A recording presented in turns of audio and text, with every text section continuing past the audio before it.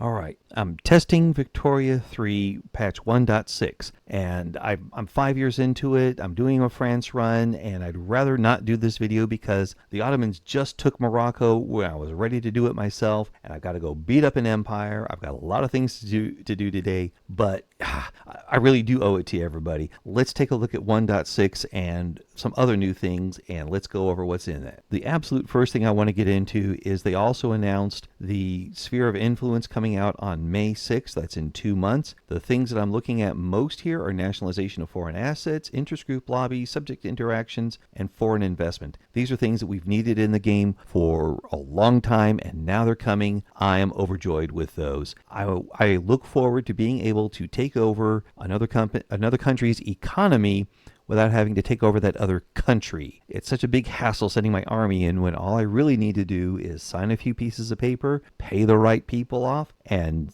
I get the mineral rights for Persia. Oh, that would be delightful. Looking forward to that. Yeah, they'll have clothing, historical characters, events. Yeah. These are the things I want the most. Next up is the map rework. I'd like to see that they fix the borders so that with Holland and France, so that way when France gets its natural borders, it can get a little piece of Holland, so it has a nice, neat border that follows the Rhine all the way to the sea. That would be nice. So 1.6 and mods. These are the mods I got, and if you want a mod list, this will have to do for a while. I'll make another video about it once I clean up this. I'm still going through to see which ones I really need and which ones I don't need, but so far it's working great with the ones that I have loaded, and that's all 68 of them there. I think I got 66 in my current mod set. The ones I'm really happy about working are paper map all the way and extra top bar info. I love those very much. Much love to you mods. But this one, market shortages, I love having this information on my little right hand side. It's gone. It doesn't work. It will mess up that little outliner bar. What it does is it gets rid of the tabs here, and then it stacks up weird with the rest of it, and it's just, I wish it worked, but it doesn't. But what we do get is really, really neat. Instead of having all of my stuff in the outliner and I have to always scroll down if I want to get to a certain part, like if I'm in the middle of a war and I'm trying to check on how much ammunition I have, and it's all the way at the bottom of the trade screen, and I got to scroll down there, and then one of these things pops up and it resets this, and no more of that. If I want to see my economy, I've got my economy view here, and it's all collapsible by goods, colonies. Buildings is a good one to see because now I can see where my buildings are profitable and where they're doing not much good at all, and then delete the ones that aren't doing good. We no longer make people upset when you get rid of a factory that nobody was working in. I like that. The goods is a bit of a step back because they're no longer sortable or groupable. It's just all the goods all the time. But they did add price history, and I'm really glad for that. This is nice to see. So I can see I've got a collapse in my fertilizer situation. Maybe I need to get rid of some of my trade routes for it now that I'm producing more. Good to know. The government one, this puts all my interest groups here along with the politicians and marginalized groups, all that stuff here. So if I'm trying to see something, like if something pops up and says, hey, do you want to add 2 to this one by taking away 2 from that one? Instead of having to go to the outliner over here, and I can see it right here too, and it works out better that way. Or if I want to see how things are going in relation to something else, having it here while I'm comparing, having something here on my right side while I'm working on the left side makes it nice to check back and forth with. Diplomacy, this is going to take some getting used to because it used to be where you'd have all your current diplomatic relations, whether you're increasing or decreasing relations, you would have them in here directly, and you could watch the numbers. So if you're waiting for it to get to a certain point and then you kick in another action, you would do that. Now you're going to have to keep checking, and you're also going to have to be aware that they sort by the other nation's power level. So if I'm trying to build up relationships with a great power, here it is at the top of the page. If I'm working on something with less power, scrolling may be in my future. The military tab, though, works out very nicely. Now we can see not only how strong a formation is, but the command limit and overall bars to show here's how it's doing with manpower, morale, and stuff and things like that. This is really good.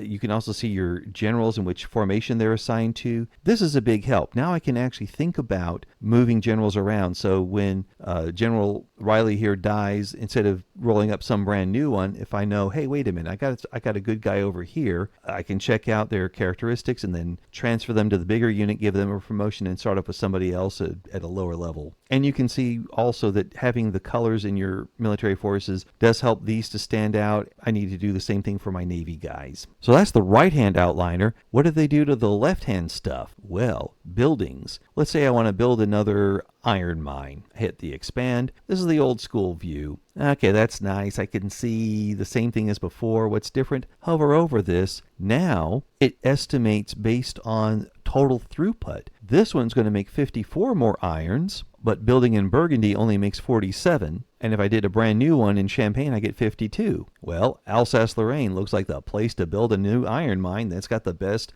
goods production for the 54 per the mine instead of something else. That's great. We get the total throughput. We also get to see how much more productivity we have by building it there.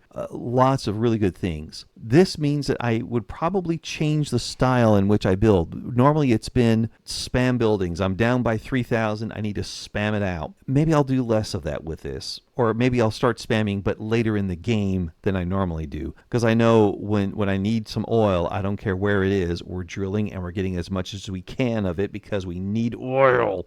That's my late game strategy, of course. But this is great information as is. And if I click off of condense and go to full view, now I can also see the modifiers for that area. Shows things like what's in that province. I got a river here. I got mountains there. That's unincorporated. Okay, good to know. It also shows local prices of goods. Oh, okay. So tools are that much. Explosives are that much. Coal is that much. That's why it's a little bit cheaper to make there. Maybe I should also consider putting more explosives in these areas where I do mining.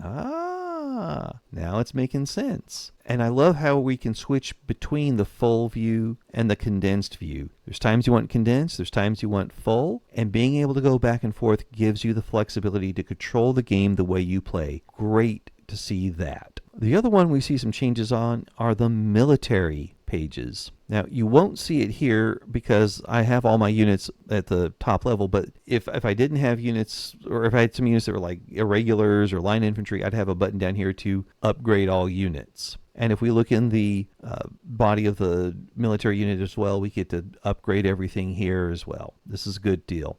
And I don't know if this formation settings was in the earlier patch or not, but now I do notice that I can allow borrowing and lending of troops or turn that off. That's good to know. Just in case I need to know about that, I can do that. So perhaps I might turn that off when I'm in a war fighting side by side with an ally that I'd rather my troops not be involved with. I want them to do their own attacking. I don't want to be working with those other generals. I can be picky that way. It's good to know I've got the options. There's one other area. Click on that population button. All right, here's the charts, and the show more is the same as before. The detailed list is the same as before. The overview is the same as before. Yes, they pay taxes. Yes, they have needs. I have needs too. Where's the deep, detailed data that I got when I was playing Victoria 3? Sorry, Victoria 2. I want that in Victoria 3. Where is it? Hey, what's this census data here? Click. Oh, look at all this. I hit reset. We go back to the top here. I can sort by profession. I can check them out by how they're discriminated, or if they're employed or not, or if they like their job or their standard of living. Yeah, let's take a look at everybody who's below the expected standard of living, and let's sort by that. Okay, so some of these guys are capitalists. They're not,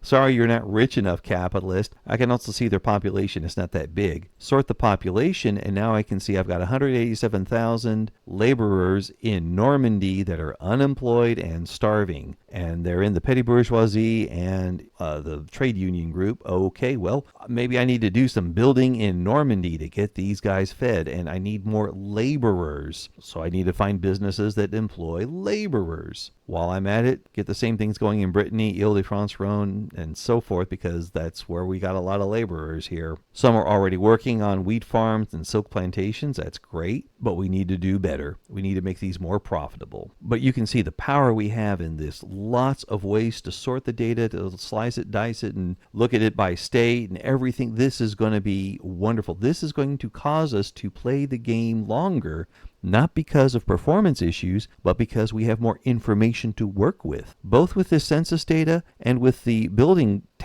information that's no longer condensed. I've got a lot more things to work with, and I'm spending more time planning out the changes I make. Again, I'm no longer just spamming things. I'm building them out, and then once things are built up, take a look and see what's going on there, how it ramps up, and then make a decision about expanding or building somewhere else after that. This makes the game a lot more enjoyable. Now, what we don't have in this and what we don't have in the next DLC are things for the late game, such as crises that result in great wars themselves, things where instead of launching a play that takes a few months to go through, we have to understand that World War I just started. It went very quickly, escalated just out of control, and from the assassination of the Archduke Ferdinand to the opening shots and invasion of Belgium, it was a very short time. And then being able to add war goals during the war in a great war situation, that's another thing I'd like to see happen. That's all for the late game. Right now, Paradox, I think, is doing the right thing by getting the